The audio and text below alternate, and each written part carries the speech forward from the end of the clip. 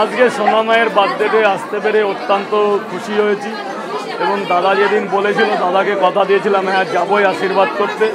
Apple পেঁয়াজ কাঁচা লঙ্কা 3টে পাওয়াটা আগে ছিল 30 টাকা, এখন হচ্ছে 40 টাকা।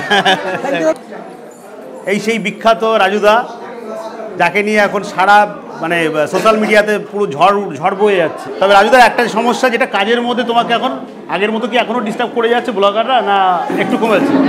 এখন ঠিক আছে, এখন ঠিক আছে। তোমার আর কাজ করতে অসুবিধা হচ্ছে না দোকানে? প্লেসটা চেঞ্জ করেছি, এখন ভালো আছে। তার নতুন প্লেসে কবে আসবে?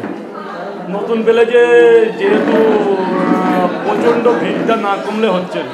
আচ্ছা, আমার যে তুমি যেটা আগে যেখানে ছিলে না ওখানে তো আবার যাবে নাকি? হ্যাঁ, ওটাই মেন, ওটাই আছে। এবার ওখানকার যারা স্থানীয় মেম্বার, জায়গাটা ছোট তো 3x3 জায়গা, অতটা লোক ক্যাপাসিটি দিতে পারছে না, তো ওরা থেকে একটু সরিয়ে দিয়েছে যেখানে লোকটাকে আমি সার করাতে পারছি।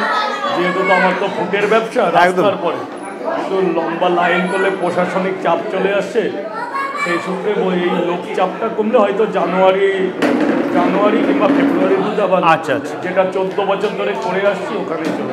তবে আজকে রাজুদার যে অক্লান্ত পরিশ্রম, তার রেজাল্ট কিন্তু এখন পাওয়া যাচ্ছে। কি রাজুদা, তুমি খুশি তো? একদম 100%। মানে সবাই এত মানুষের ভালোবাসা, এত পরিচিতি, এত লোকজনের উল্লাস। তোমার কেমন লাগছে এত মানুষের ভালোবাসা? খুব ভালো, গর্বিত আমি যে এরকম দিন আমার জীবনে আসবে আমি কখনোই ভাবিনি। সেটা খুব ভালো লাগছে, বলো? ভালো লাগে। যাক, তুমি এইভাবে এগিয়ে যাও। Thank you. তোমার যেন মানে আগামী দিন আরও বেশি ভালো হোক এই কামনা করি। ঠিক আছে, ভালো থেকো, ফ্যামিলি নিয়ে ভালো থেকো।